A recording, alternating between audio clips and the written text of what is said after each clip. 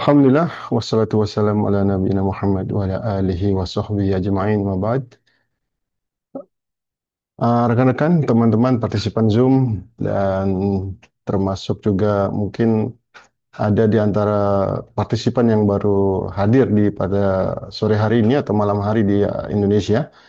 Sebagaimana biasanya, Alhamdulillah, sore hari atau malam hari di Indonesia kita kembali hadir di Zoom Pekanan, eh, diskusi dan berdialog membicarakan tentang tema-tema yang menarik untuk diangkat seputar Arab Saudi. Dan untuk kesempatan pada sore hari atau malam hari ini, kita akan membahas satu tema yang memang lebih banyak diperlukan atau konsumsinya bagi para kalangan kaum hawa ya, untuk ummahat atau akhwat. Tapi tidak menutup kemungkinan bagi kita kaum laki-laki mengetahui sedikit banyak terkait tema yang akan kita bicarakan pada malam hari ini, yaitu tentang kuliner di Arab Saudi.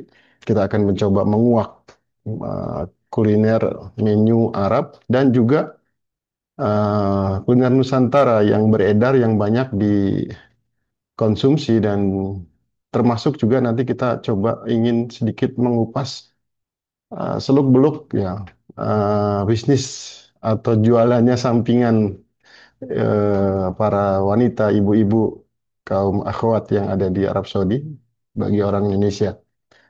Nah, untuk mulainya saya ingin coba membuka dulu seperti biasanya untuk kali ini, tapi langsung hostnya dari saya, biasanya sama Akhuna Wildan. Tapi karena berhubung pada sore hari ini atau malam hari di Indonesia, kita kehadiran tamu. Tamunya sudah di depan saya. Nanti akan saya tampilkan insya Allah, meskipun tidak akan banyak mengambil gambarnya. Karena tamunya kebetulan ya kaum hawa juga, akhwat, seorang ummahat. Nanti perkenalannya nanti saja, biar kita pengen tahu dulu aja apa yang akan disampaikan dan akan kita bahas bersama siapa? Umu Bilqis atau yang biasa dikenal dengan Pom Mumun ya. Di depan saya sudah ada nih.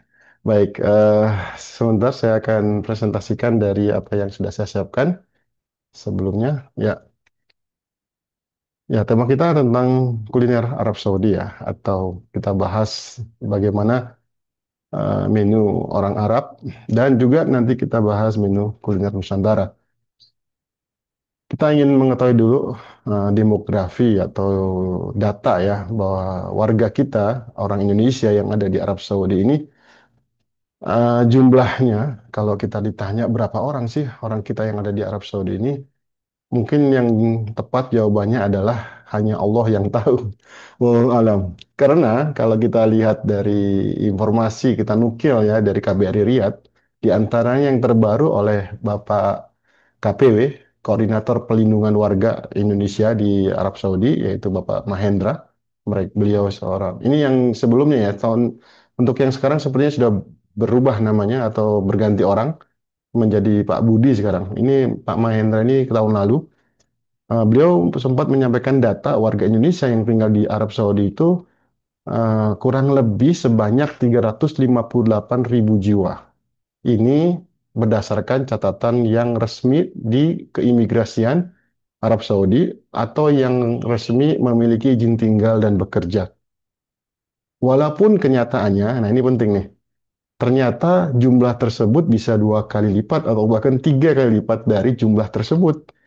Ini kata beliau ya, kata Pak Mahendra ini.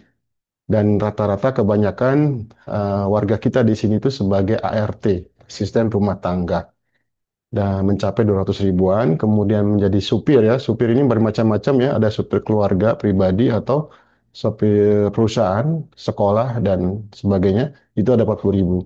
Sisanya para profesional, ada mahasiswa juga, ada pengajar, ada yang juga dependen ya, keluarga yang mengikuti suaminya tinggal di Arab Saudi. Kalau kita lihat data tahun sebelumnya, dulu ada pendataan juga dari KPW sebelumnya di tahun 2022-23, ternyata tidak jauh berbeda, sekitar 350-an ribu. Dan kalau dihitung-hitung, tiga kali lipatnya bisa lebih dari 1 juta. Nah, terus yang akan kita bahas itu terkait dengan jumlah warga kita ini, makanya ketika jumlah warga kita kita ketahui, ternyata potensi eh, apa makanan atau kuliner Indonesia itu masih cukup tinggi. Artinya kalau kita mencoba memasarkan atau menawarkan menu masakan Indonesia untuk warga Indonesia sendiri sudah masih sangat banyak, sangat potensial.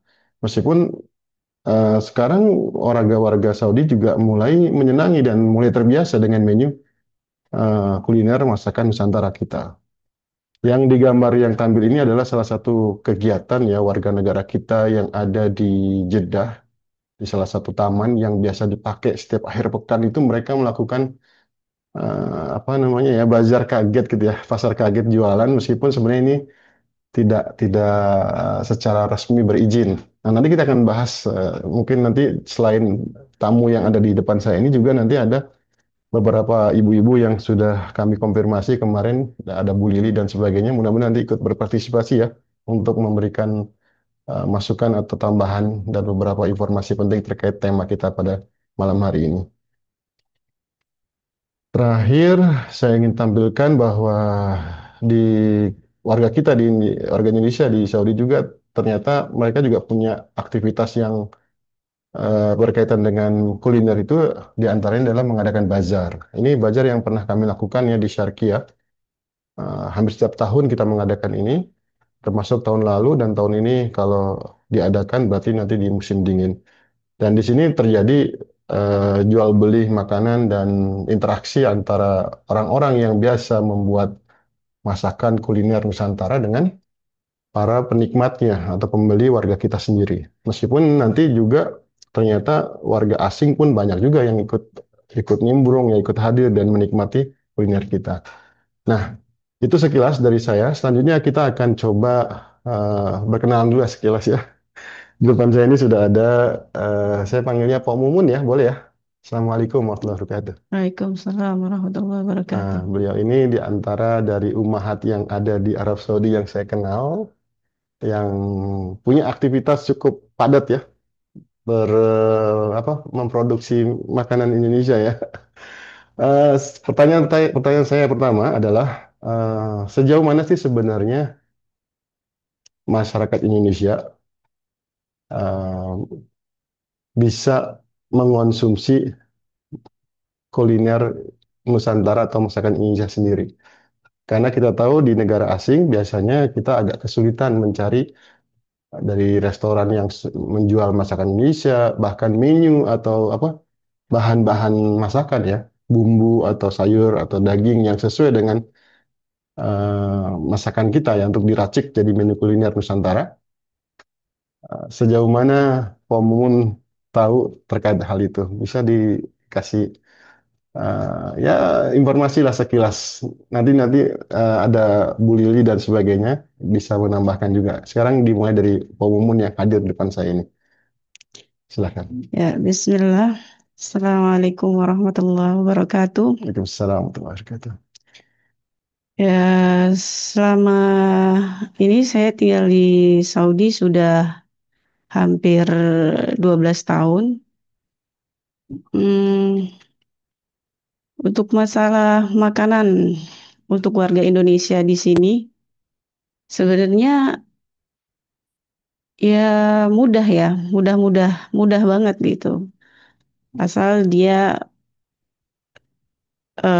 aktif mengikuti komunitas-komunitas atau biasanya eh para umahat di sini ya tahu informasi kuliner Indonesia yang atau yang penjual kuliner Indonesia selain restoran, karena di restoran itu kan biasanya restoran Indonesia itu kan nggak semuanya makanan Indonesia yang diperjualbelikan. Ada yang orang kepingin sesuatu yang lain dari restoran, biasanya sih di sini ibu-ibu khususnya untuk eh ya umahat yang ada yang bisa dikatakan nggak bisa masak atau biasanya sibuk dengan mengurus anak, biasanya nggak sempat bikin persiapan untuk bekal sekolahnya atau bekal untuk suaminya. Biasanya mereka ini pada pesen gitu khusus. Sebelum ke sana, mohon maaf saya potong ya. Ya.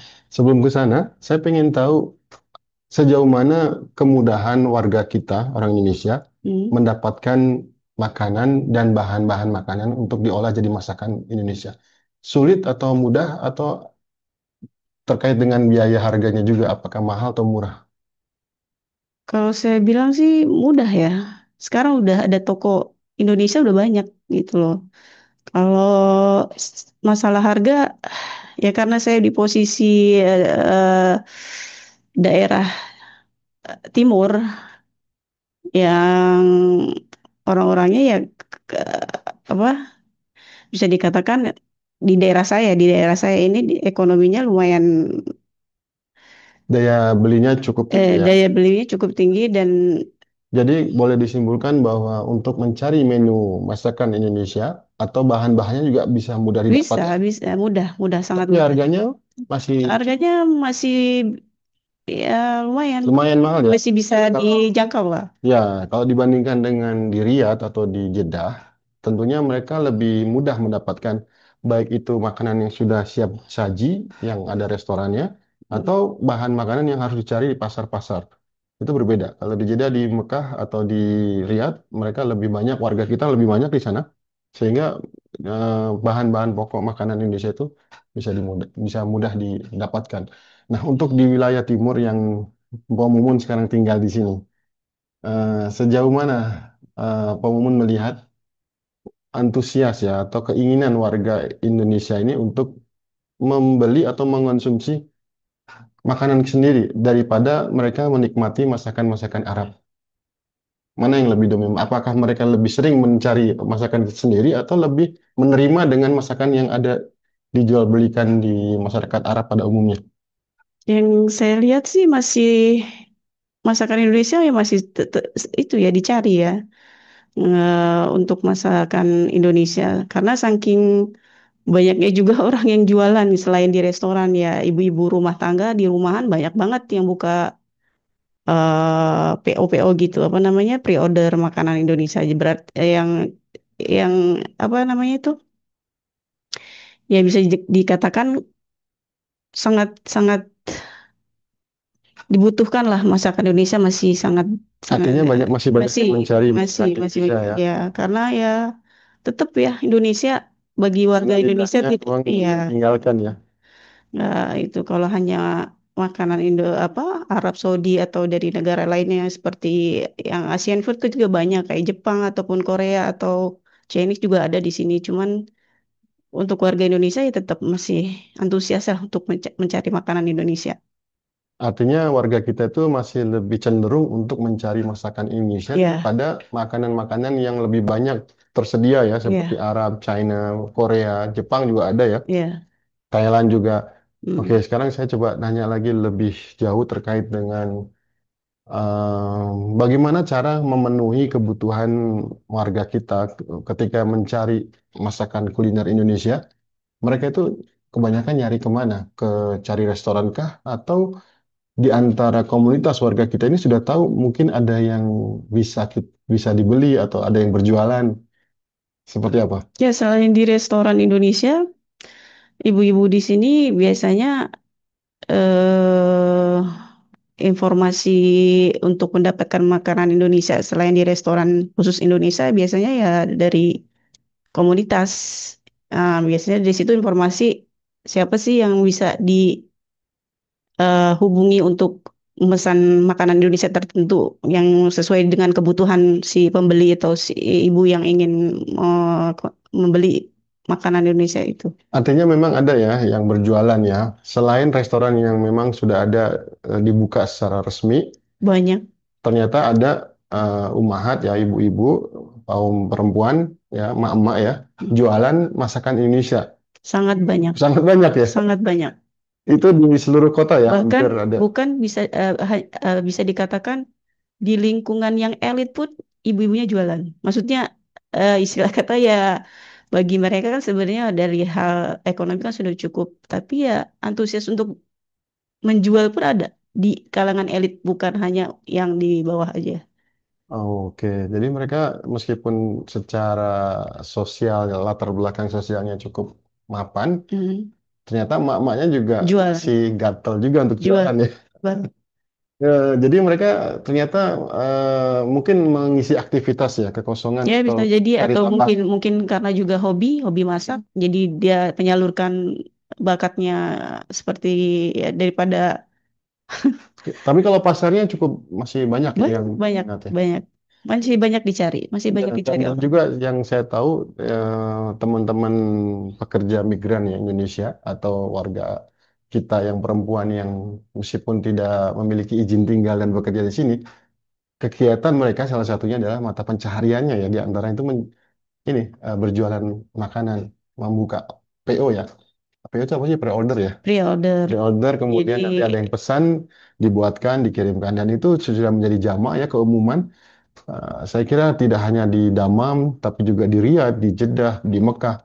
Kalau Bapak Ibu eh, tahu ya komunitas di warga kita di sini, insya Allah itu akan mudah mendapati warga kita ini berjualan di berbagai macam cara ya. Terutama mereka memang online ya, cara jualannya ya. ya Melalui apa itu biasanya? bisa biasanya WhatsApp ya, WhatsApp. Jadi japri aja langsung karena biasanya udah tahu dari mulut ke mulut gitu, nggak usah tidak iklan-iklan yang ya ada juga sih beberapa ibu-ibu yang iklan di Facebook, Instagram, tapi biasanya mereka eh, mengiklankan itu hanya di komunitas kayak membuat grup-grup gitu, tidak secara formal umum gitu, enggak. Bukan seperti kayak promosi seperti yang di restoran-restoran itu bukan. Ya hanya di komunitas-komunitas. Jadi membuat grup, di situ mereka pasarkan atau promosikan dagangannya. Jadi terbatas ya, karena memang jualannya pun tidak berizin, artinya dia berjualan hanya terbatas untuk warga sesama warga Indonesia saja. Ya, Karena kalau kita berjualan atau membuat produk satu, apalagi makanan di Saudi ini harus memiliki izin dan beberapa persyaratan dipenuhi. Tapi ya, ini kan sifatnya untuk dari Indonesia untuk warga Indonesia sendiri, komunitas. Nah, secara pasar ya, kalau di tadi banyak peminatnya dan yang jualan juga banyak ya. Artinya em, di situ Pak kelihatan ada keuntungannya ya dari sisi profitnya. Gimana? Selisihnya lumayan gede nggak? ya lumayan. Ya bisa mencukupi lah. Cukup ya Cukup untuk biaya untuk bayar di fee misalnya. bisa, bisa juga buat diri Indonesia juga bisa. Untuk ditabung bisa. Ya artinya dengan cara berjualan secara antar komunitas ya door to door antar warga Indonesia ternyata bisa cukup menjanjikan ya. Ya, Nah, kalau alhamdulillah. ya menjanjikan ya cukup cukup menjanji secara profitnya lumayan ya. Ya lumayan. Oke, kalau kita ke arah barat nih, ke Mekah atau ke Jeddah, karena di sana itu mayoritas kita, warga kita paling banyak di sana. Dan di sana seperti tadi ada gambarnya itu di salah satu hadiqoh atau di taman, itu mereka biasanya membuat apa pasar kaget ya, bazar-bazaran.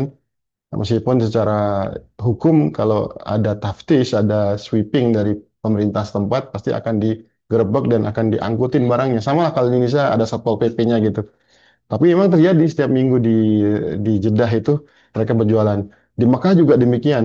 Bagi jamaah umroh misalnya yang sudah kenal, apalagi yang suka pulang pergi dan punya agent travel itu mereka mudah mengenal beberapa makanan Indonesia yang bisa dipesan secara online ya, baik itu lewat WhatsApp atau Facebook. Nah, Pak Mumun tahu nggak gimana sebaiknya kalau kita sebagai jemaah lagi umroh misalnya di Mekah atau di Madinah biasanya nyari makanan Indonesia gimana?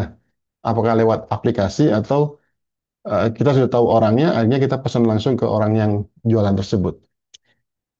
Kalau untuk sekarang yang saya lihat di Mekah ataupun di Madinah sudah banyak banget restoran Indonesia yang buka ya. Oh, yang resmi ya, Oh, yang resmi sudah sangat-sangat banyak. banyak juga ya. Bahkan mereka juga udah tahu tempat-tempatnya dengan yang banyak ya kayak influencer-influencer itu yang eh, Memviralkan ya, memviralkan bikin ya konten di bikin situ ya. konten di situ biasanya sudah ada. Tapi juga ada juga yang pre-order ya seperti langsung ke ibu-ibu rumahan. Ada. Nggak hanya di mana di restoran. Di restoran Indonesia ada sih yang saya lihat juga ada eh, apa kayak PO misalnya buat makanan-makanan Indonesia. Mana yang lebih enak atau secara ekonomis ya, secara harga, order ke perorangan yang jualan secara komunitas atau kita ke restoran-restoran yang resmi itu, yang sudah ada di beberapa tempat di Makkah Madinah. Kalau di Mekah saya kurang tahu ya, harganya itu kan apa kurang paham lah. Tapi biasanya sih ya lebih mahal di Teman restoran. Mbak Mumun gimana? Nah kalau saya di Mekah, saya saya lebih ke restorannya aja sih untuk Ke restorannya. kalau Tapi untuk order juga pernah sepertinya ya. order ya hanya beberapa kali aja karena itu juga rekomendasi dari teman katanya Hmm. rasanya lebih enak. Tapi setelah sudah banyak bermunculan restoran-restoran Indonesia di Mekah ataupun Madinah sih menurut saya sudah worth it lah harga dan rasa sama aja sih maksudnya. Kalau ke Jeddah gimana? Kalau ke Jeddah, wah itu kan lebih banyak lagi. Restoran lebih banyak juga ya. Lebih banyak lagi. Mau di mana banyak sih, banyak Ya, banget. Jeddah ini seperti Mekah juga, seperti seakan-akan Jakartanya kedua di Arab Hmm, Saudi karena jumlah warga kita itu banyak dan yang jualan juga banyak. hmm, Taib, kalau mau boleh disebutkan kira-kira ya untuk karena ini kan kita coba memberi informasi juga buat teman-teman yang umroh ya. Biasanya kalau umroh kan Mekah, Madinah, Taif, Jeddah, sekitarnya kan nggak jauh-jauh dari situ. Ada nggak mau nyebut nama-nama recommended restoran untuk dikunjungi atau di order hmm. di antaranya yang masih ingat ada nggak? Ya, kalau saya di Mekah sih, Nanti kita hmm, endorse dan kita minta bayaran iklannya nih dari bapak-bapak. kalau yang di Zamzam Tower itu udah lumayan sih harganya ya. Oh yang Damba itu di lantai Itu berapa itu? harganya lumayan. Ya, kita jual tempat di Eh, situ atau beli tempatnya. ada restoran-restoran yang bukanya di hotel, jadi kayak salah satu hotel buka Oh, kayak buffet tapi makanan khusus iya. Indonesia Itu itu terbatas ya? ya itu terbatas tapi harganya lebih murah daripada restoran kayak seperti di Daerah Jam-Jam mana Tower itu? itu. Daerah Ada di daerah yang dekat apa? Ajiat itu Ajiat. Ajat Mas Sofi ya, kayaknya Ajat yang Hmm, dekat Makarimullah Ajat itu. iya. Oke. Dan itu pun juga tempatnya biasanya ya nggak semua orang tahu. Ya kalau biasa ngikutin medsos sih ya informasi-informasi itu balik lagi ke dari Medsos vlogger-vlogger ya. ya medsos ya Banyak. informasi Ya, ya. apa lokasinya di mana itunya di mana biasanya sih ya dari medsos itu tahu-tahu Oke. informasinya. Nah, kalau Oh, di apa di emperan-emperan sekitar Masjidil Haram juga banyak. Itu yang ibu-ibu kadang pagi-pagi atau sore-sore jualan nasi kuning, macam-macam kalau itu jajanan di murmur ya. masjid. Ya rata-rata antara 5 sampai 10 15 5 10 15 real. Ya, tapi itu Ya tapi artinya rasa rasa kurang. Maksudnya saya asal gitu loh. Nggak ya asal lima lah. kaki lima. Kurang. Dan itu non resmi ya, berarti Nah, kalau itu non ada resmi. baladia di Taftis atau ada penggerebekan Nah, itu pada banyak. lari semuanya itu. Ya, banyak banget itu di emperan-emperan sekitar Haram. Ya, oke. Saya kira hanya di Makkah saja dan Jeddah seperti yang warga kita itu berani untuk berjualan secara terbuka. Seperti itu ya, meskipun tidak memiliki izin. Tapi kalau di Riyadh atau di kota-kota lain, tentunya nggak sevulgar atau seterbuka itu. Hmm. Hanya jualannya lewat medsos saja ya. Terus untuk rasa ya, orang banyak yang mengatakan kalau di Saudi ini ada perbedaan rasa dari rasa yang ada di Indonesia. Apa ya kira-kira yang membuat faktor ada perubahan rasa dari makanan kita? Padahal yang dibuat juga tangan-tangan orang kita. Atau sama aja rasanya? Gimana? Untuk masalah rasa biasanya karena di sini tuh ya orang yang jualan tuh nggak semuanya orang kayak ada juga yang kayak dadakan gitu ya emang jadi bumbu-bumbunya yang ada aja kadang dipakai jadi ya makanya eh orang yang jualan itu nggak semuanya sama untuk masalah rasa ada yang enak ada yang middle ada yang ya ada yang kurang enak juga ada jadi kalau masalah itu sih tergantung selera juga sih, Selera ya. selera. Terus juga faktor bumbu mungkin ya seadanya yang ada di sini gitu. Tapi bahkan ada juga yang memang jualan itu benar-benar sama persis dengan yang di Indonesia karena dia mungkin punya apa simpanan atau apa namanya itu eh, Bahan-bahannya bahan mungkin dibawa dari Indonesia. ya ketika dia pulang dari Indonesia atau bisa jadi dengan nitip dengan temennya yang pulang Indonesia Ya, atau jadi boleh kalau saya simpulkan ada perbedaan ya hmm, kualitas rasa makanan masakan Indonesia di Saudi dengan negara kita. Kalau bumbunya hanya dari Saudi, itu hmm, ternyata tidak sama kualitasnya dengan rasanya dengan yang kita bawa dari Indonesia. Indonesia. Benar ya, seperti itu ya. Iya, Hampir rata seperti itu, rata-rata. ya sama kebiasaan orang yang Oke, masaknya. Ya, tergantung juga yang masak. yang masaknya juga. Oke. Kan ada juga orang jual kan asal, maksudnya asal dadakan aja. Kalau restoran yang ada di Saudi ini kira-kira Hmm, rasanya sudah standar atau kemahalan karena harganya mahal tapi rasanya kurang. Menurut Pak Mumun yang pengalaman pernah ke Mekah, pernah ke Madinah juga kan, bahkan pernah ke Tabuk, ke Al-Ula ya. Tapi di Al-Ula nggak nemu ya. Di hmm. Hail nggak ada restoran Indonesia. Nggak ada. Yang ada itu restoran-restoran Indonesia di kota-kota besar yang banyak orang Indonesianya aja. Gimana pengalaman yang bisa dirasakan kalau restoran-restoran kita? Ya, Rasanya oke menurut atau masih kurang? Nggak sesuai dengan harganya? ya selama pengalaman saya pernah di Mekah atau di Madinah itu untuk rasa yang ada yang di restoran sih sudah bisa lumayan lah. Maksudnya ya enak-enak daripada nggak ada sama sekali gitu. Maksudnya kalau Ini dengan nggak ada sama iya, sekali. kalau dibandingkan dengan di Indonesia ya jauh, jauh. Iya ya. Tapi kalau mau dibandingkan antara Kayak bakso nah, misalnya. oh bakso. Kalau bakso belum ada yang sempurna Nggak seperti ada yang di yang enak Indonesia. kan? Nggak ada. Ya, nggak ada. Ya masih standar biasa. Standar dengan harga yang dijual di sini cukup mahal ya. Karena rasanya memang masih kalah ya dengan bakso kita di Indonesia ya. Iya, masih kalah dengan rasa. Rendang masih enakan mana kalau ada yang buat di Kalau Saudi masalah dengan rendang ya otomatis Indonesia asli yang bikin ya di sini enak. orang kan banyak juga orang Padang yang bikin masih Tapi kurang. kurang menurut saya belum Masih enakan yang dari Indonesia. masih enakan dari Indonesia. Taib, mungkin ada satu menu yang di sini dibuatnya hampir sama kualitas atau lebih enak dibandingkan di Indonesia. Ada nggak? Belum nemu ya, Belum nemu. belum nemu saya. Selama 10 tahun lebih di sini belum nemu ada Enggak. masakan Indonesia yang enak, lebih enak daripada masakan yang ada di Indonesia ya. Iya. Meskipun diracik di Iya, bumbu dengan sama, tapi ternyata masih tetap beda ya di sini kualitasnya. tuh hanya bisa dikatakan daripada nggak ada gitu. Daripada nggak ada, yang ada Daripada itu nggak lebih ada. enak-enakin gitu ya. Iya, daripada nggak ada sama sekali masakan Indonesia ya yang ada aja gitu. Nah, kalau kita ngomong masakan Arab, nanti mungkin kalau masakan Arab ini ada Bu Lili, mudah-mudahan sudah hadir ya. Kita akan minta pendapatnya. Bu Lili kalau sudah siap untuk memberikan insight atau informasi-informasi terkait itu, kami persilakan nih dari Bu Andina atau Bu Ibu-ibu yang kemarin sempat berbagi juga, silakan kami juga akan buka obrolan langsung saja, kita buat santai. Saya ini aja ya, saya open mic-nya ya, biar tidak apa bisa otomatis mic-nya bisa dibuka sendiri. Halo, participant to unmute ya. Nah, silakan Bapak Ibu, rekan-rekan kalau ada yang langsung mau ngobrol atau tanya jawab atau menambahkan bagi ibu-ibu atau selain ibu-ibu juga boleh sih, nggak harus perempuan ya, untuk memberikan sharing terkait dengan tema kita pada sore atau malam hari ini. Nah, ini kan ada yang komentar nih, katanya ibarat buka catering. Ya, benar ya, seperti itu ya. Seperti buka catering ya, dari rumah ada yang Iya, pesan.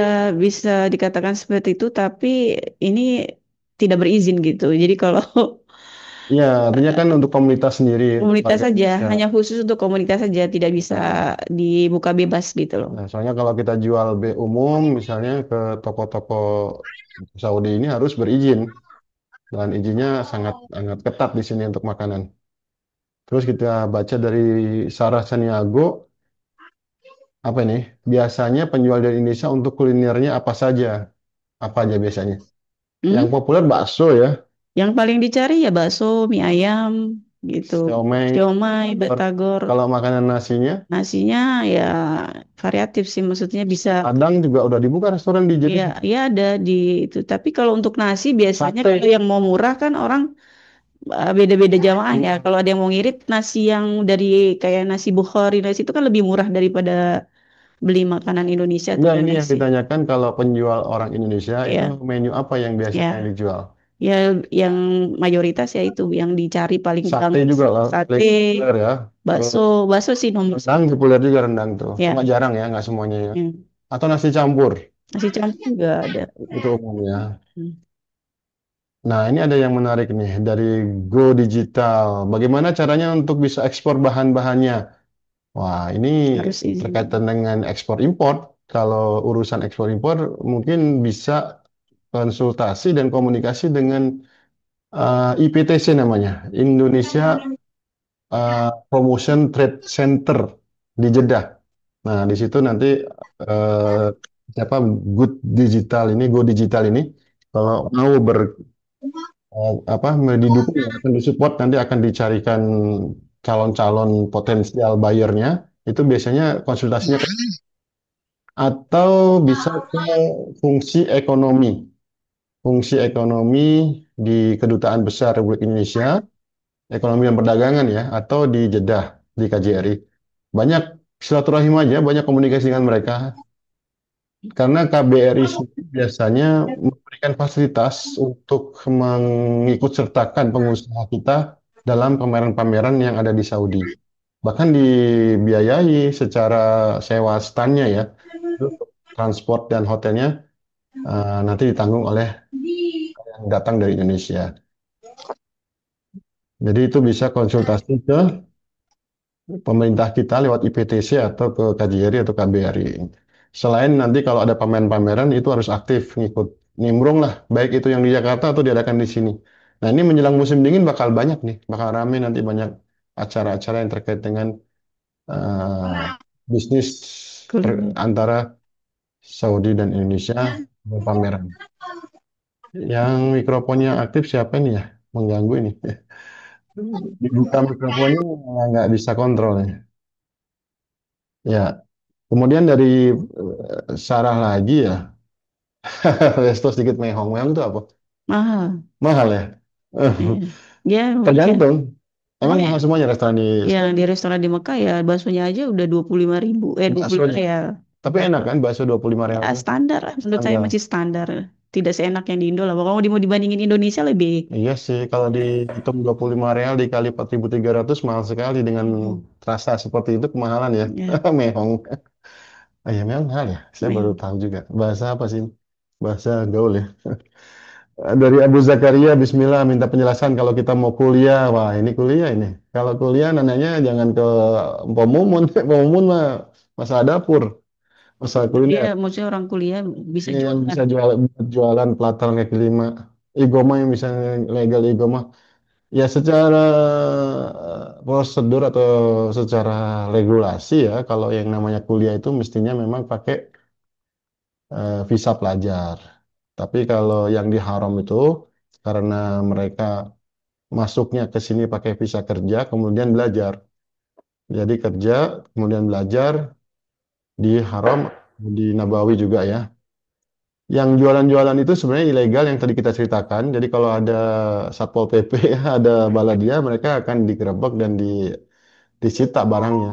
Dan itu memang sudah lazim ya di mana-mana, bahkan di setiap kota warga asing itu banyak melakukan itu. Tapi ya siap-siap, ada goromahnya, ada fine, ada denda, bahkan bisa diproses secara hukum karena itu melanggar aturan.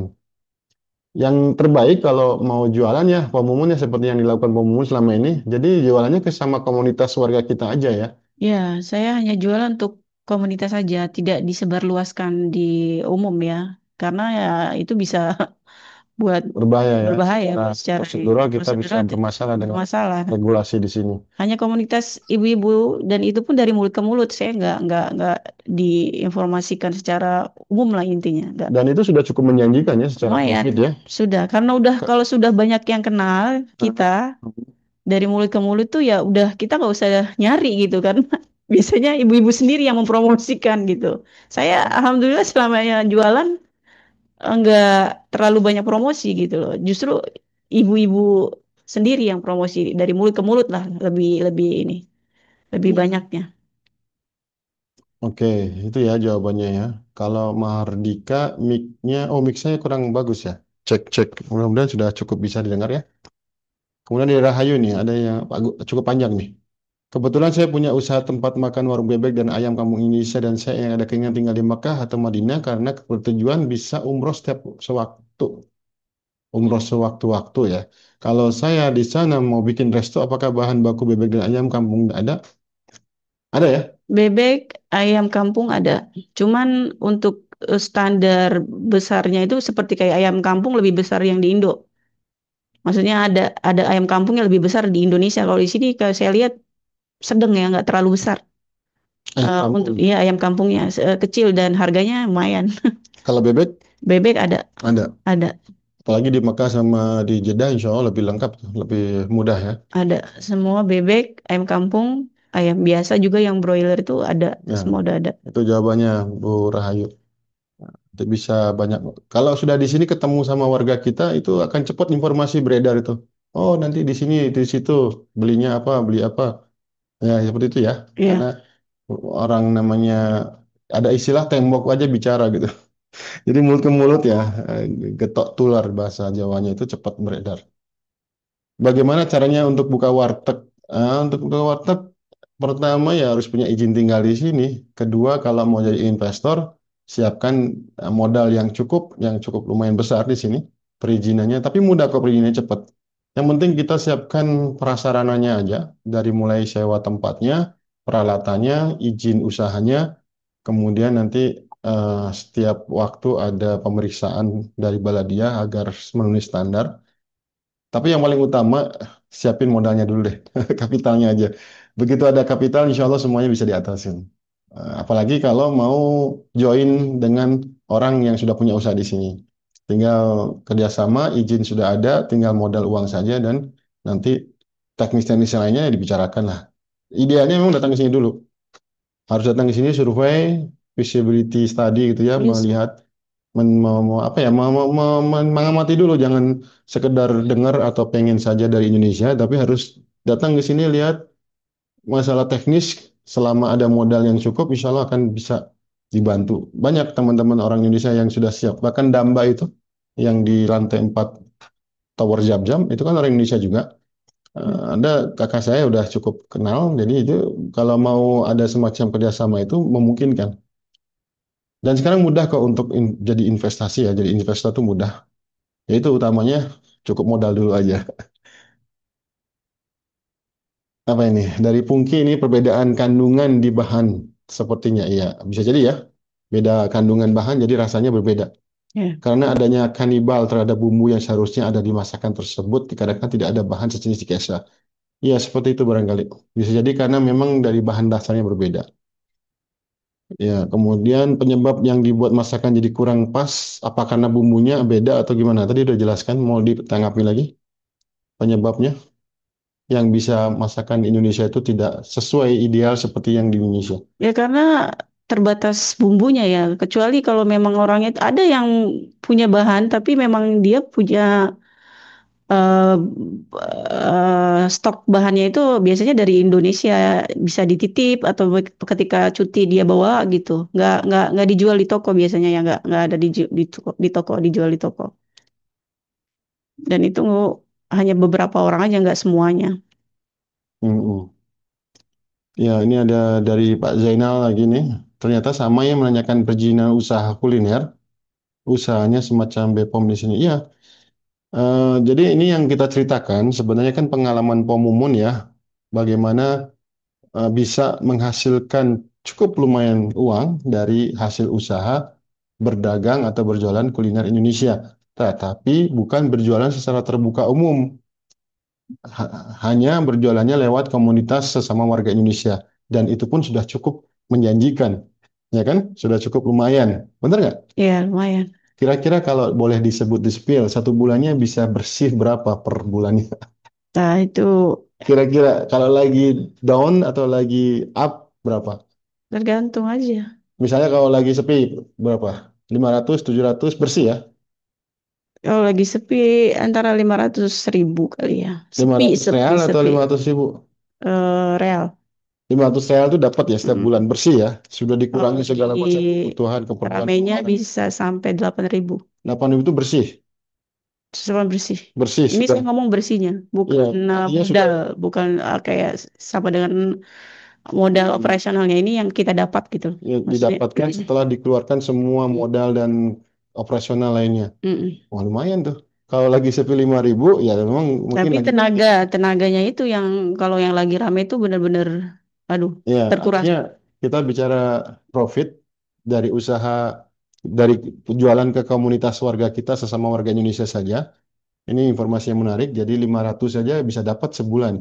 Tapi kalau bisa lagi rame, lagi peak ya, lagi peak season itu bisa sampai 8.000 kalau dikalikan 4.300, 8 Ini kali yang 4. ngerjain satu orang ya, maksudnya yang jualan pribadi satu orang, bukan ada Iya, iya. bantu-bantu yang lain maksudnya. Karena memang Jualan seorang ibu rumah tangga, ya hanya ibu rumah tangga. terus jualannya juga terbatas di komunitas sesama warga Indonesia, bisa Mm. dapat sampai 8.000. Lumayan, 8 kali 4 Nah itu kan berapa? 3, 34 jutaan. 36 juta ya? 32. 32 jutaan. Masya Allah. Alhamdulillah. Itu di Sebulan kalau lagi peak season, ya, eh, lagi banyak orderan. punya orderan. Itu sendirian loh, bukan buka usaha warung yang resmi atau bikin gerai atau sewa tempat. Nah, kalau itu apalagi lebih berlipat-lipat jualannya kalau punya warung sendiri ya, punya toko atau punya restoran yang resmi berizin. Nah, itu lebih lebih tentunya sewa tempatnya aja sudah 100 ribuan real lebih. Sebulannya bisa sampai 100 ribu lebih kan? Bisa jadi. Bisa lebih karena pernah kita hitung ya waktu ada di restoran di sini, Ya, ternyata penghasilannya juga cukup tinggi. Jadi ya. menjanjikan sebenarnya kalau ditanya prospek jualan di Saudi ini. Teman kami yang punya restoran pun selalu mengompori gitu, selalu memberikan semangat, ayo buka restoran, buka cabang. Karena dia tahu bahwa penghasilan di sini lumayan tinggi dari dengan resiko-resiko yang minimal. Artinya banyak secara apa ya, secara suasana stabilitas ekonomi dan politiknya tidak terlalu banyak masalah dengan misalnya fluktuatif jumlah harga ya. Kalau di kita kan kadang lagi musim ini mahal, ya kan? Atau barang susah didapatkan sehingga harganya mahal, sehingga berpengaruh kepada suasana jual beli atau keuntungannya. Kalau di sini stabil ya rata-rata ya setiap waktu kita tidak merasakan yang penuh gejolak. Nah itu ya tadi sudah diinformasikan, semoga menjadi inspirasi atau informasi yang penting juga. Nah ini mana nih ibu-ibu, Bu Lili, Bu Andina, dan lainnya kalau emang mau ikut nimbrung langsung saja mikrofonnya sudah di open, langsung bisa berpartisipasi ya, langsung ngobrol saja. Kemudian ada pertanyaan lain, yang lain ini, waduh, kalau food court ya, ini tanya dari Bakhtiar, di Mekah, di Madinah, itu saya pernah nanya sekitar tahun berapa ya, agak lama juga. Itu kalau nggak salah sampai 2 miliar sewanya itu, per tahun ya kalau nggak salah. Iya, Hitungannya sewa. biasa per Hah? tahun. Biasanya hitungannya per tahun. Per? Per tahun. Iya, per tahun. Kalau nggak salah 2 miliar itu, sekitar tahun berapa saya lupa ya. Sebelum pandemi kayaknya. Itu pernah, oh enggak, setelah pandemi. 2022, 23 2 miliaran kios yang paling kecil. Ya, memang mahal. Kalau untuk di food courtnya apa ring satu ya. Nanti kalau mau lebih detail siapa Pak Baktiar ya kalau pengen serius. Ada namanya Pak Usman di Madinah. Beliau juga salah satu chef yang ada di restoran Madinah itu. Di Uhud ya restorannya sudah buka cabang di beberapa tempat. Mungkin bisa konsultasi dengan beliau. Nomornya ada di saya. Bapak kalau ada di grup nanti ingatkan aja. Nanti saya kasih nomornya, bisa komunikasi dengan beliau. Halo, Ibu Lili, silakan, tafadhali. Assalamualaikum warahmatullahi wabarakatuh. Waalaikumsalam warahmatullahi wabarakatuh. Langsung saja, Bu. Terima Tafadhali. kasih, terima kasih admin. Salam kenal Ibu Mumun. Iya, Bu, Saya ingin sama-sama. menceritakan pengalaman saya Oh, Ibu saja. kenal namanya? Kan Kan ada ada itu ada di pamfletnya layar nih, Zoom, pamfletnya. admin. Oh, Mumun ya? Iya, ya, Pak Mumun ya. Iya, Iya, silakan, Bu. saya ingin menceritakan pengalaman saya 40 tahun di Arab Saudi, punya darah separuh Indonesia. Sebenarnya sebelum menikah dengan babahnya Lili, dengan lelaki Saudi, almarhumah nenek, almarhumah Yuma Indonesia, dan kami itu dibiasakan untuk apa menyenangi masakan rumahan, homemade gitu. Ya. Dan dari kecil saya juga alhamdulillah di lingkungan di rumah Nasim Gerbia itu Riyadh eh, punya mbak-mbak dari Indonesia juga. Alhamdulillah jadi sudah terbiasa dengan makanan Indonesia. Setelah menikah dengan babahnya Lili, pasti ada walaupun saya kelahiran Riyadh juga eh, punya darah Yaman, darah Arab, menikah dengan orang Saudi asli, pasti ada semacam soft culture seperti itu. Tentu juga di hal kuliner. Nggak ada. Minum. Jadi semenjak menikah dengan babahnya Lili itu untuk bisa menyantap makanan Indonesia lebih banyak pesan online. Dari mana saya memperoleh referensi atau rekomendasi kuliner online itu mayoritas dari mbak-mbak yang kerja dengan saya. Mereka seringkali, "Ibu ada ini, Ibu ada UMKM baru, ada yang jualan baru, Bu, ini." Dan mayoritas juga usaha kulinernya rumahan, UMKM rumahan seperti itu. Seperti Pak Mumun berarti Ibu ya? Iya, iya, kurang lebih Hmm. seperti itu. Banyak saya itu, Masya Allah, yang suka saya ataupun lewat mbak-mbak saya yang beli gitu.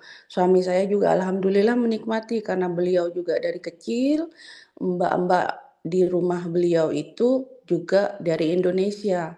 Artinya yang jualan itu tidak dibuka secara umum resmi ya Bu ya, tidak berizin ya. Tidak, tidak. Mm-mm. Dan itu marak Bu ya, Ibu di Jeddah ya. Di Jeddah, ya. Mm-mm, apalagi di Jeddah itu lebih ramai lagi. Dan ya selama dijual sesama warga Indonesia ya, tidak dijual umum, insya Allah tidak menjadi masalah oleh pemerintah Saudi Bu ya.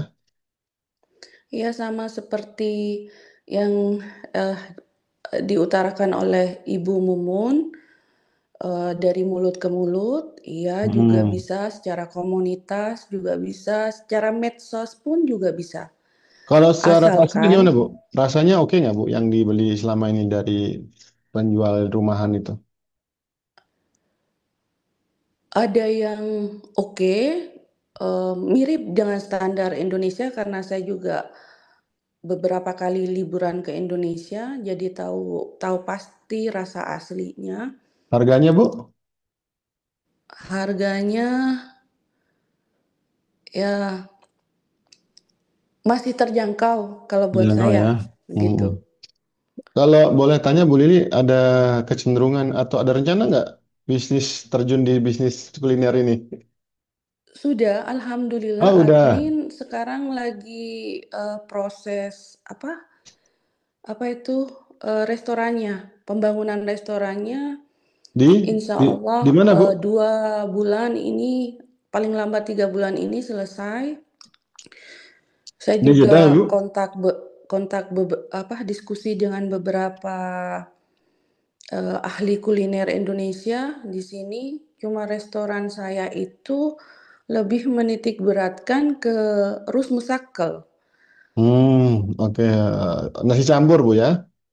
Iya, nasi campurnya yang bisa dikonsumsi oleh orang Arab, juga bisa dikonsumsi oleh orang Iya, Indonesia. iya, benar Bu. Sekarang orang Arab sudah mulai familiar kok makan masakan kita juga, karena mereka juga mulai banyak yang datang ke Indonesia ya. Ya mungkin sama seperti Ibu lah sama keluarga gitu. Tapi beda kalau Rus Musakel yang lebih dinitik beratkan ke orang Arab itu beda Hmm, komposisinya ya dengan benar. nasi rames yang di restoran Indonesia, Iya begitu. benar. Jadi ada modifikasi sedikit Bu ya. Iya, ada makaronahnya, terus eh apa itu Termasuk yang paling semacam menonjol perbedaannya itu porsinya Bu. Kalau menu untuk orang Arab porsinya itu ya, banyak. murah meriah. Lebih banyak Bu. Bisa dibilang kalau kata orang Indonesia ya jargon porsi kuli. Iya benar. Ya seperti itulah. Baik Ibu, ada lagi yang ingin saya tanyakan nih terkait ini kan sebenarnya banyak Silakan. pertanyaan juga ya untuk orang yang ingin buka usaha kuliner. Nah, mungkin Ibu mau nggak kalau dikonsultasiin itu terkait itu? Apakah secara umum susah atau mudah sih Bu untuk bikin usaha kuliner itu? Sebenarnya cita-cita saya itu untuk terjun di kuliner itu mungkin kurang lebih 5 tahun yang lalu.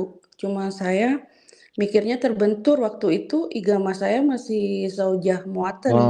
Oh, iya. Alhamdulillah sudah naturalisasi, sudah Saudia. Akhirnya udah saya bismillah terjun dan juga apa ya admin, Masya Allah, Alhamdulillah dengan pemerintah Arab Saudi sangat mensupport perempuan Saudi yang mau terjun ke bisnis kuliner. Iya. Saya juga mendapat informasi kalau 50% dari pemilik usaha kuliner di Saudi ini adalah Saudi ya. Saya Oh, rasakan perempuan ya. sendiri admin, bahkan ditanya saya itu ada butuh bantuan modal, butuh ini, butuh ini. Mm-mm. Karena saya terus terang jalan sendiri, nggak mau saya nama suami eh, ikut gitu, nggak saya Iya. jalan sendiri, saya yang berjuang sendiri seperti itu, nggak mau bawa-bawa suami. Ditanya, masya Allah, dan juga gampang, gampang, masya Allah gampang. Iya, perizinannya sudah Sijil semuanya online ya. Tijari, Mm-mm. Ruksa Baladiyah, terus daftar ke MOH, Iya, terus daftar ke ini untuk disurvei tentang ininya apa? Aduh lokasi ya. namanya apa Mm-mm. baik bahasa Indonesianya ya? Oh, itu bangunannya Min dari Iya, eh, Departemen Pemukiman itu iya benar. di itu juga dicek kita. Iya, yang jelas Insya Allah di buka buka pertama itu di Hamdaniyah, Jeddah Hamdani Hamdaniyah. Jeddah Bu ya. Iya, insya Allah. Ditunggu Bu cabangnya di Damam dan Riyadh Bu. Insya Allah bertahap, Min. Masih tarik nafas dulu. Baru Baik. pertama saya terjun kuliner ini. Baik Ibu, kalau insya Allah kita kalau mampir lagi di Jeddah, boleh dong kita mampir, kita kontak Ibu. Barangkali kita beli satu Silakan, dua. silakan. Atas seizin suami, insya Allah. Oke, Dan jazakillah juga khairan Bu. suami sudah mengetahui admin. Oh, makasih Secara banyak Ibu. data kependudukan sudah mengetahui admin. Alhamdulillah beliau memberi saya izin masuk ke grup Saudinesia. Jazakillah khairan Bu. Terima kasih Bu atas komentar dan informasi serta supportnya Bu. Masih ada Bu yang Iya, mau saya disampaikan? juga mau bilang mabruk sama admin dipercaya oleh pemerintah Arab Saudi, oleh Humain, aplikasi Humain.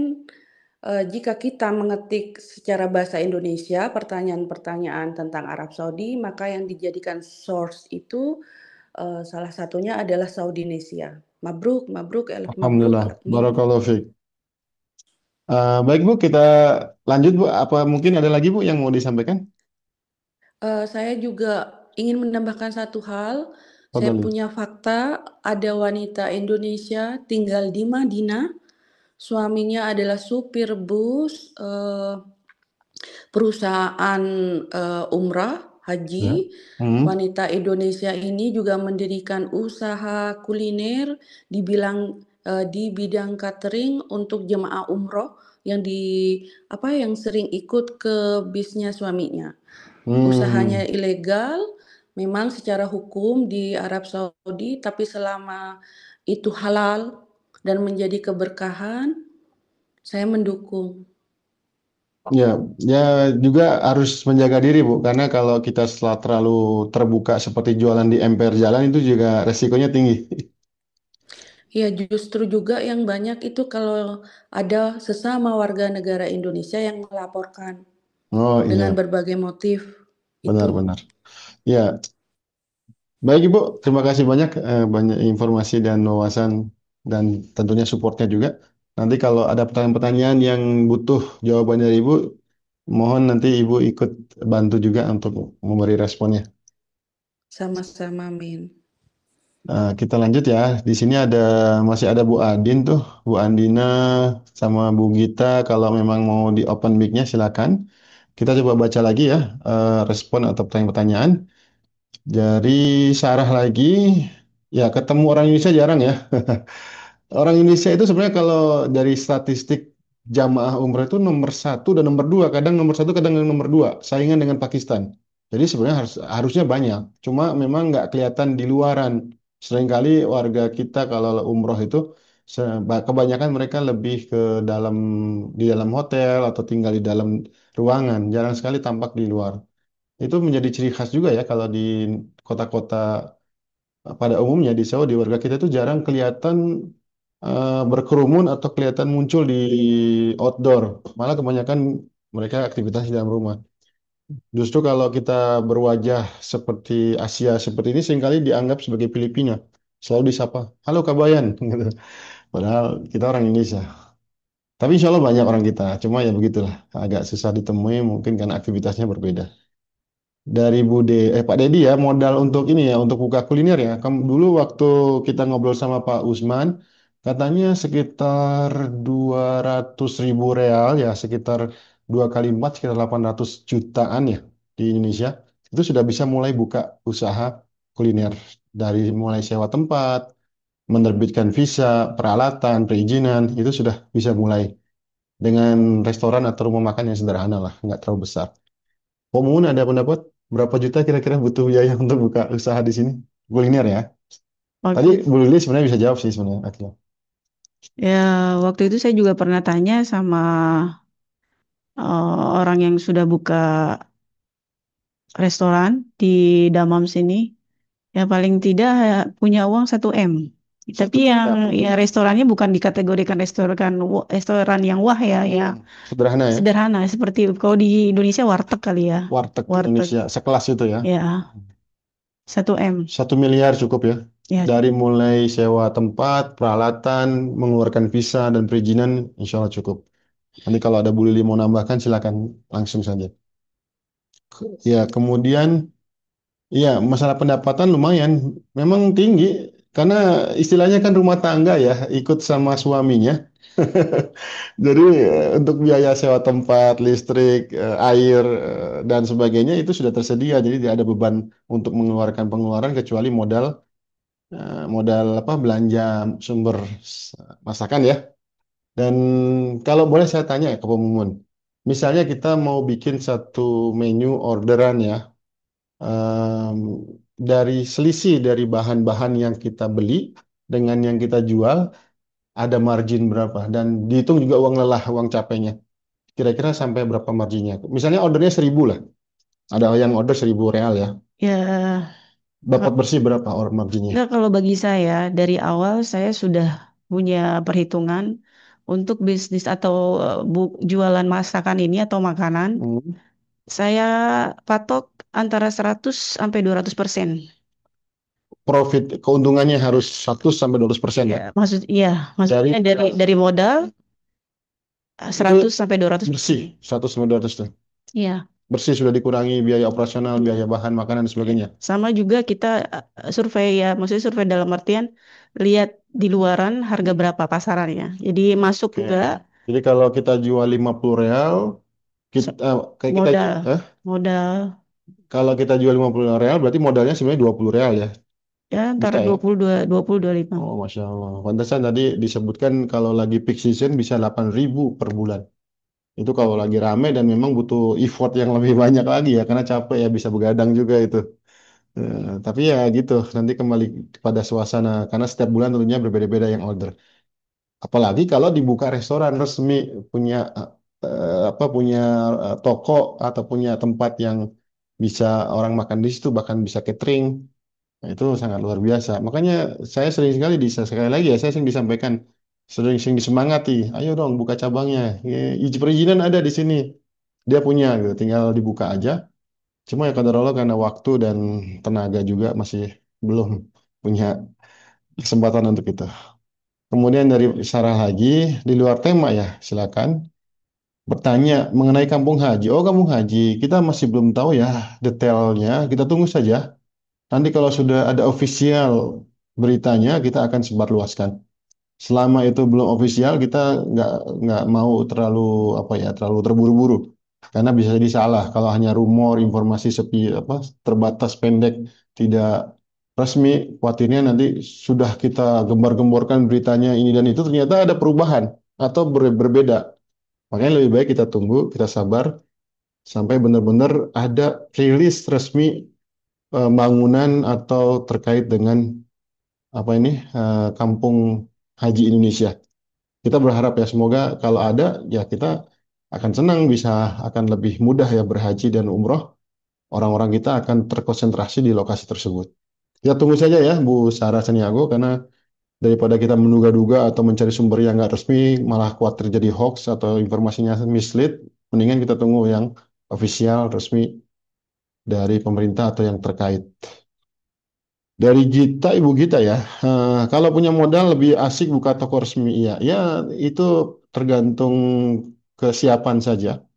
Tapi kalau secara prospek, memang lumayan. Ya, bisa dihitung lah tadi penjelasan tadi seperti itu. Gimana, Pak Mumun? Tertarik nggak buka toko warung resmi? Sangat-sangat tertarik, cuman masalah untuk modal masih terbatas, belum sampai nanti suatu saat insya Allah. Nah, mungkin nanti bisa jadi franchise-nya Pak Mumun, Popnya, Bu Lili nih, kalau mau cabangnya dari Jeddah. Oke, jadi kalau mau buka toko kelontongan di sana, bagaimana ya jual kebutuhan pokok? Ya, sekali lagi, di sini perizinan sangat mudah, sangat ringkas dan tidak ada uang-uang siluman, nggak ada uang-uang di bawah meja. Insya Allah semuanya ofisial, resmi, dan dibayarkan secara online, transfer via bank, tanpa harus membayar orang-orang dalam ya, ordal gitu. Aman lah insya Allah di sini. Yang penting dari pertama kita siapkan kapitalnya dulu, modalnya berapa yang kita butuhkan. Tapi sebelum itu survei dulu datang di sini. Saya sering kali ditanyain atau orang bertanya tentang itu.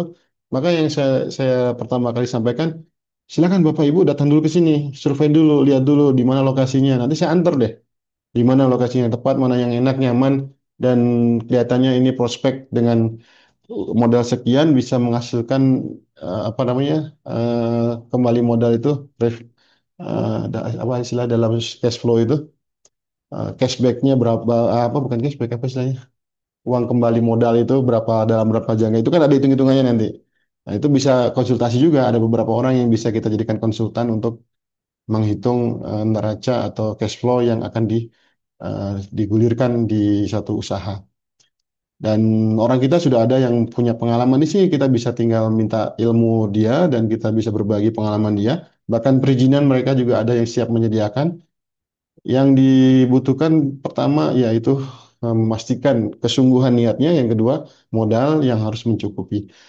Setelah teknis yang lainnya nanti bisa banyak orang kita di sini yang bisa membantu, mulai dari KBRI, KJRI, IPTC, itu insya Allah akan membantu. Maaf Min, boleh Silakan, Bu. menambahkan Ya, boleh Ibu, silakan. yang tentang toko kelontong itu, saya pernah post video di grup Banatis itu, di grup Banat, bahwa ada seorang lelaki Indonesia dari Bangkalan ting- tinggal di Saudi. Bapak ini sudah hampir, kalau tidak salah, lebih dari 5 tahun buka toko kelontong atas nama kafilnya. Jadi modal penuh dari bapak ini, tapi atas nama usaha kafilnya, yakni orang Saudi. Ya. Bagaimana kalau secara hukum? Boleh, Ya. karena masih kafilnya, masih penanggung jawabnya. Ini salah satu contoh. Benar, Bu.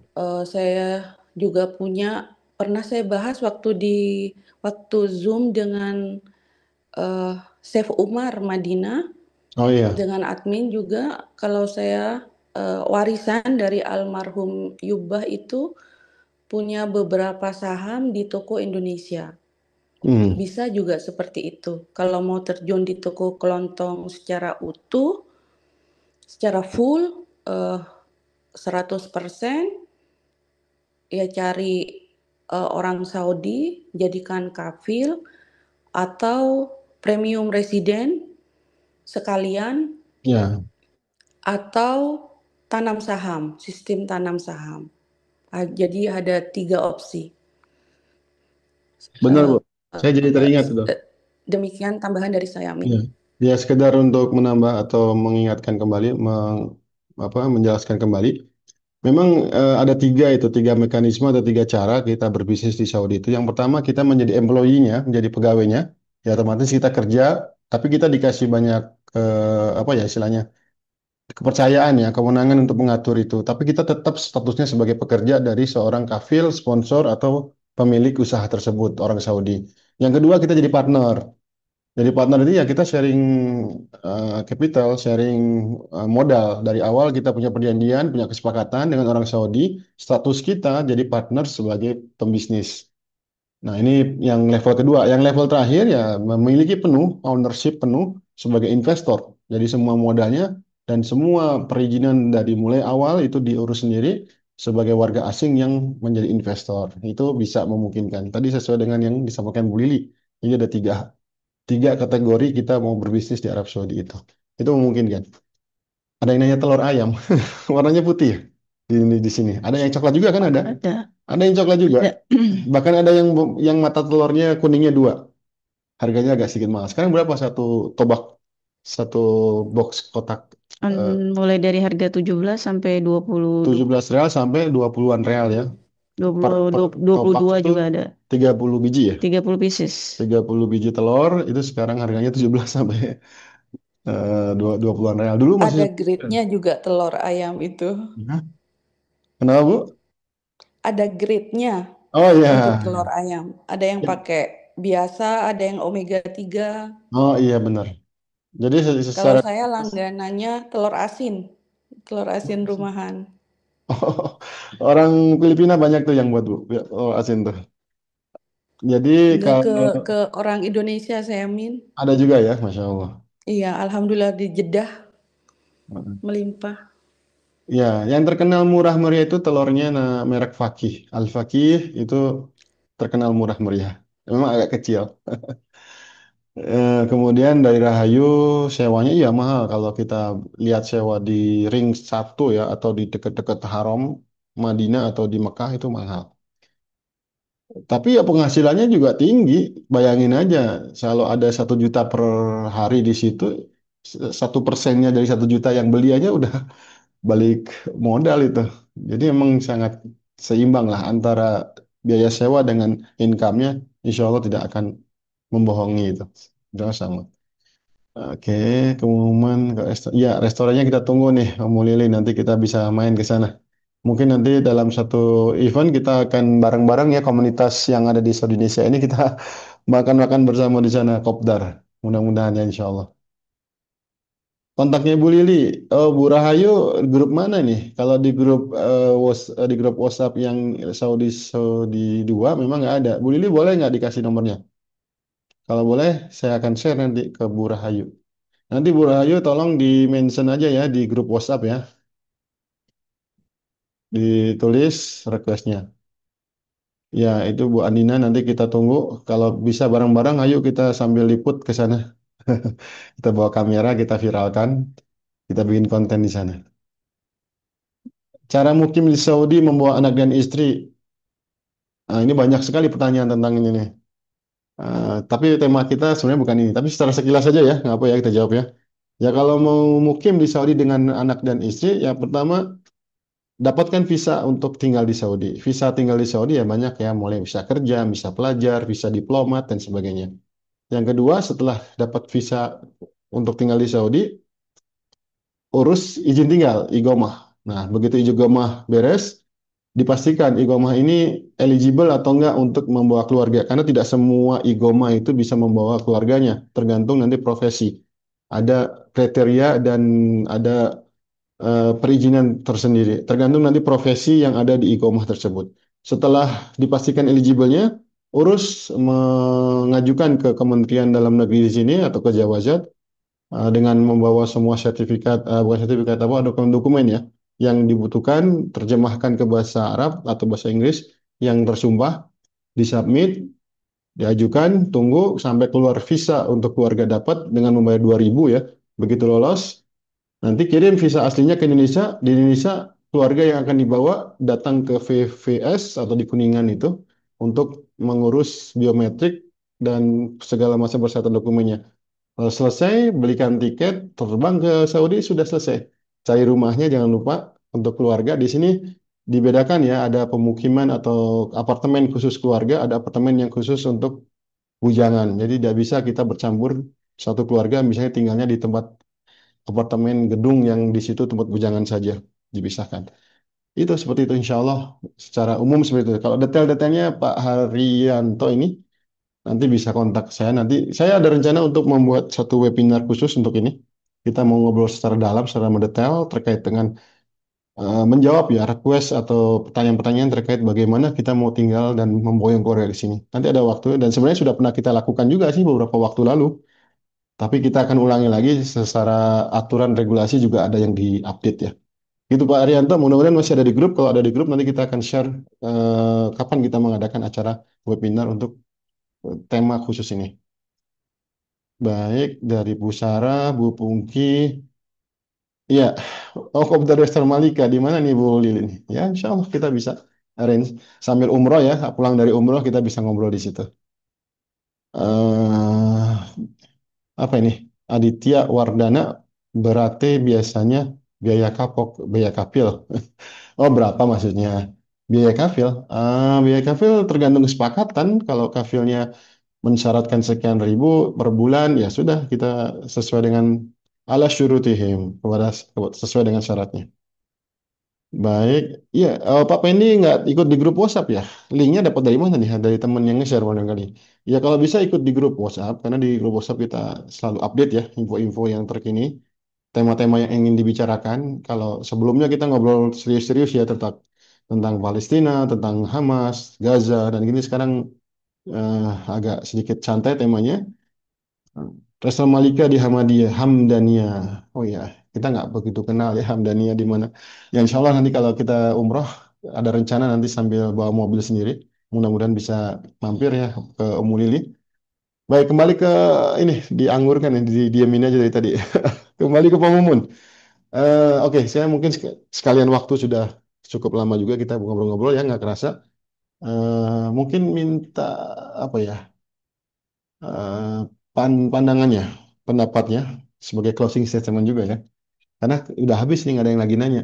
Kecuali kalau ada yang open mic untuk menyampaikan sesuatu, kami persilakan.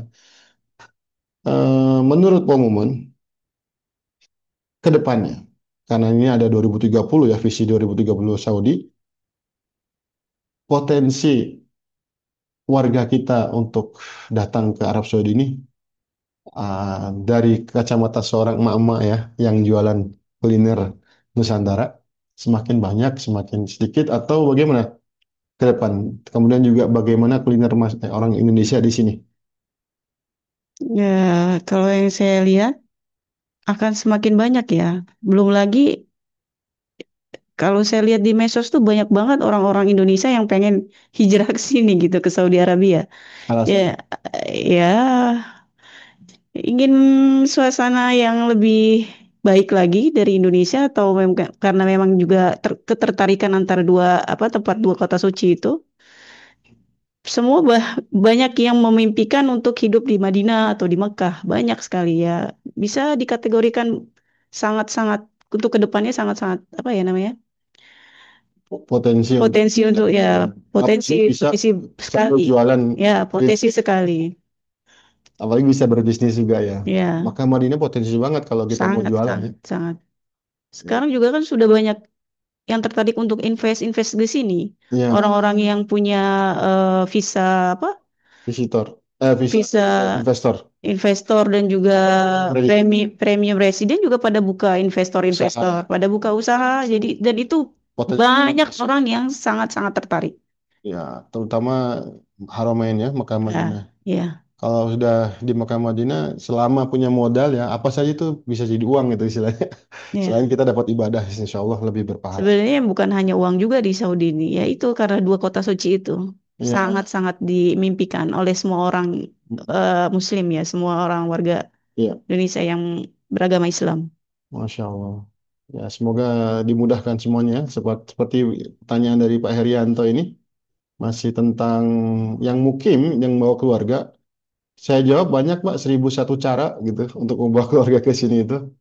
Insya Allah legal dan resmi. Yang penting nanti kalau ngerti regulasinya itu akan bisa disiasati.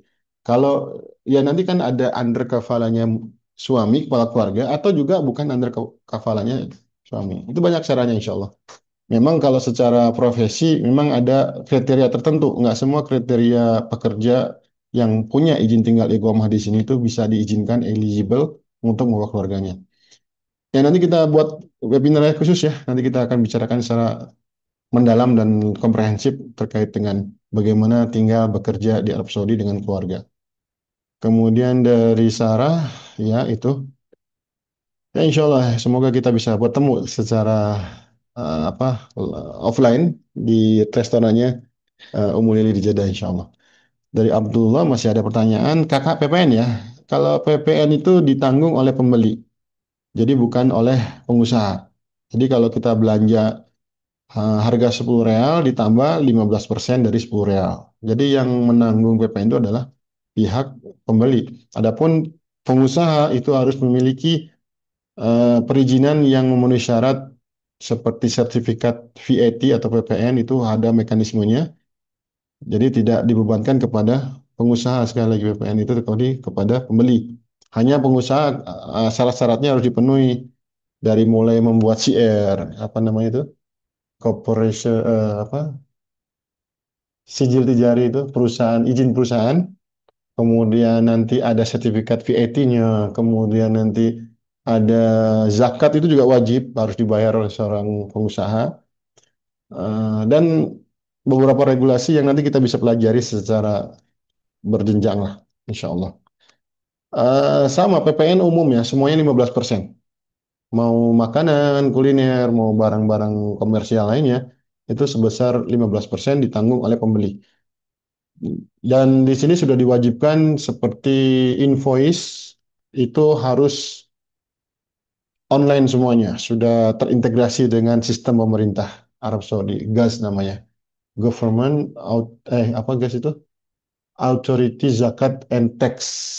Itu sudah ada namanya sistem yang harus di apa yang terhubung dengan setiap invoice atau transaksi jual beli itu harus terdaftar, terrekam secara online.